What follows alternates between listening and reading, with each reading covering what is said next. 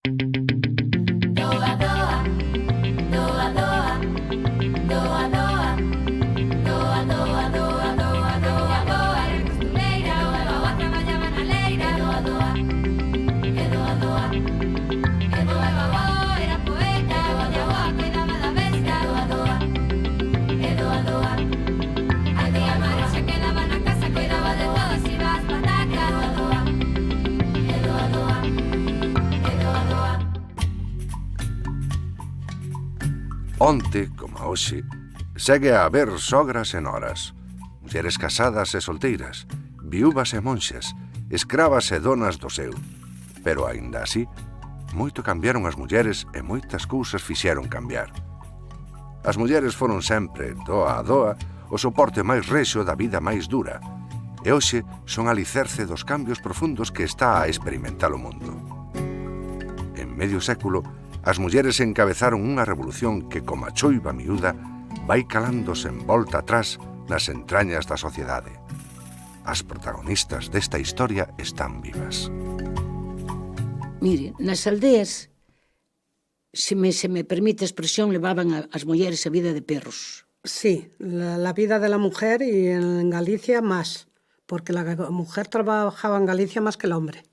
El hombre, a no ser que fueran labrador, los que no tenían labranza, aprendían un oficio y se iban a trabajar para ganar una peseta. As mulleres era que levaban peor vida, porque traballaban fora, nas fincas, e despois tiñan que vir traballar á casa. Porque andaban cos cestos cargados de erva na cabeza e traballaban moito no campo. Además, traballaban na casa. A muller traballaba moito, moi esclava. Moi esclava. Existían las lavadoras antes, los microondas y todo eso. Eso, lógicamente, la mujer se sacrificaba. E esa muller, con 11 fillos, soliña na casa e despachar 7 ou 8 vacas. Mochilas, despachalas, darlle a cena aos pequenos, acostalos e cenar elas se tiña gana. Era esclava? Era mártir ou non era?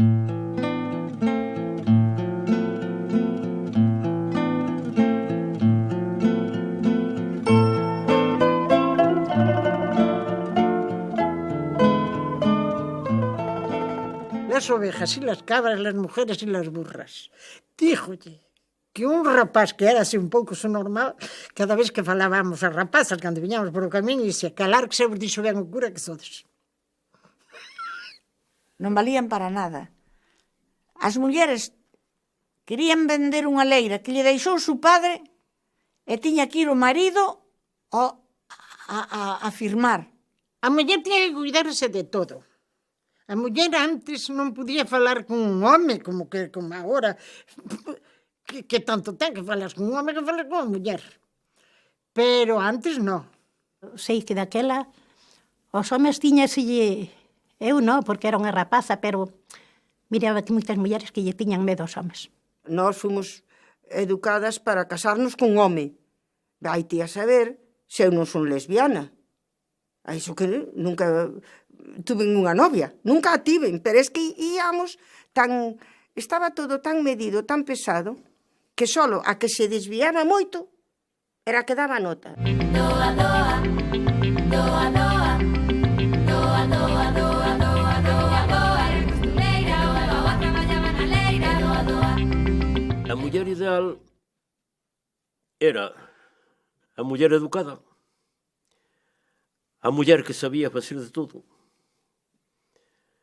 a muller que non contestaba, e a muller que levaba varias cousas aprendidas. A muller que dixera todo está ben e todo a amén era a muller ideal, porque era a que tiña que ser daquela. Sabía coser a boroa, sabía fiar na roca, sabía andar co arado de ferro, sabía andar coa guadaña, sabía sembrar coa sembradora, coas vacas e con todo iso. A que cociñaba ben, porque polo estómago tamén se chega aos homes. E a que fora un pouco máis agraciada, porque eu sabía falar un pouco mellor, entonces dicían fulana de tal, ou eche moi guapo, ou cociñache moi ben. Unha muller considerada, unha muller que podía falar con ela tranquilamente, ou que che daba un consello, ou todo eso, pois esa era unha boa muller, unha boa persona. Tampoco creo que miraba mucho lo del trabajo, porque ha habido muchas que trabajaban y bien y eran de su casa y mujeres dignas y de todo y no las miraba. Porque como dice el refrán, tienen más suerte las otras que las que son como Dios manda.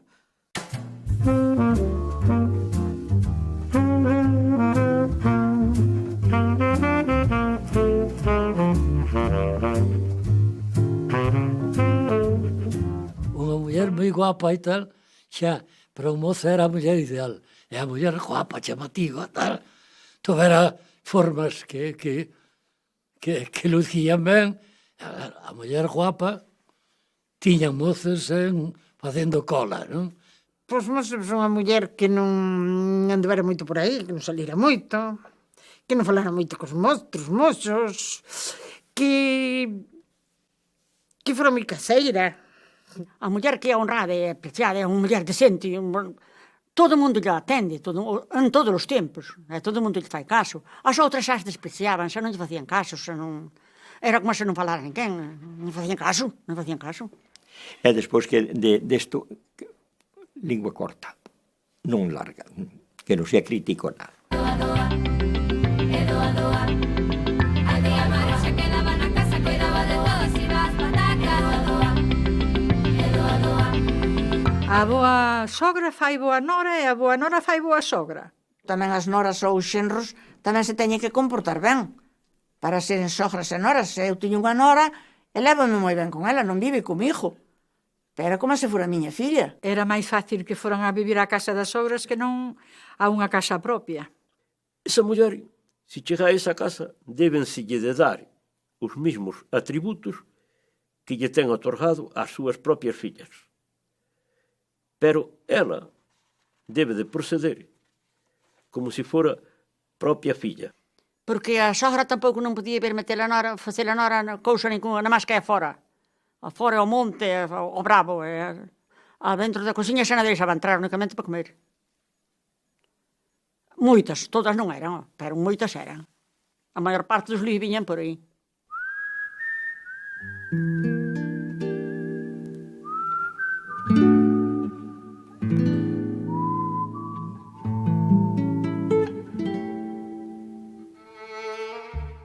Cando morre o marido dunha, un esposo, sea afogado, sea deficiente ou sea de enfermedade mortal, é triste a condición dela, de quedar en soedad. E, sobre todo, se ten 3 ou 4 ou 10 fillos, como pasou algún, que botalos adiante son heroicas esas mulleres. Había que facer un altar especial para elas. E coido que no ceo, Deus, noso Señor, ten un sitio especial para esas mulleres.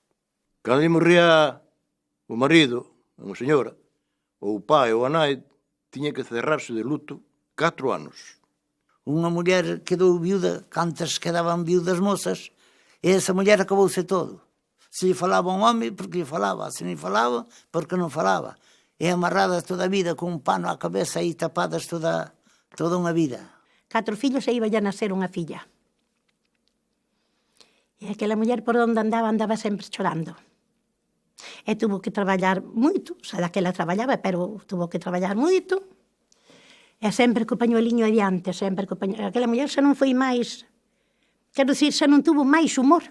E tiña que buscar a axuda do home, como fora, ou ofrecéndose ela libertariamente, ou buscando outro home, pero aquela muller, sobre todo con fillos, pois non tiña outra salida. Doa, doa, doa, doa, doa, doa, doa, doa, doa, doa, doa, doa, era costureira, o avó traballaba na leira, doa, doa, e doa, doa.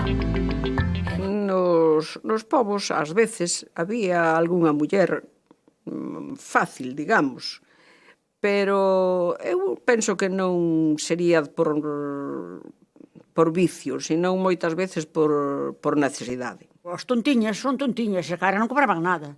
As outras non sei, daquela non cobraría nada nin que. Yo sé de muchas que le daban frutos o patatas o vino y en un punto le cobraban, pero no en especies, no en dinero. Eu chorei por elas, porque tiñan unhas fillas xóvenes que iban á escuela con os outros. E non as respetaron para nada. A elas raparon, nos cortaron o pelo. Algúnas nacen tan pobriñas que é o único camiño. Hai homes que son como os negreiros de antes noutro aspecto, que tamén englobaría ese, que esos valían máis colgalos a todos.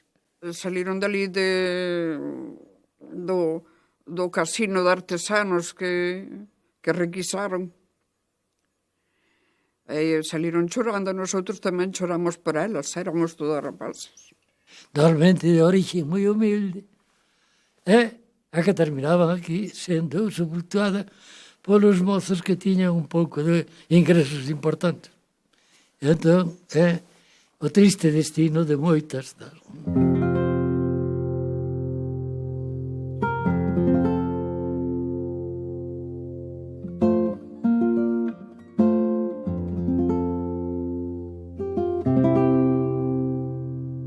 Una chica, por ejemplo, que va enseñando el escote, el surco intermamario, por ejemplo, Virgen Santísima del Carmen, y era un escándalo de los más grandes. Y ya se juzgaba ya de una forma ligera, ya ella tampoco se atrevía a tanto. Si era lixeira de cascos, era porque era un pouco presumida, tiña esa fama, non? Entón tampouco xa quería calquer mozo. A muller que tiña mala sona, que mala fama, pois era de todos, pódese dicir. E por eso tiñan que guardar a honra. Era o ben máis preciado que tiña a muller naqueles tempos. Porque non era que a moza fora casquivana, nin fora lixeira de cascos. Era máis lista que as outras. Doa, doa.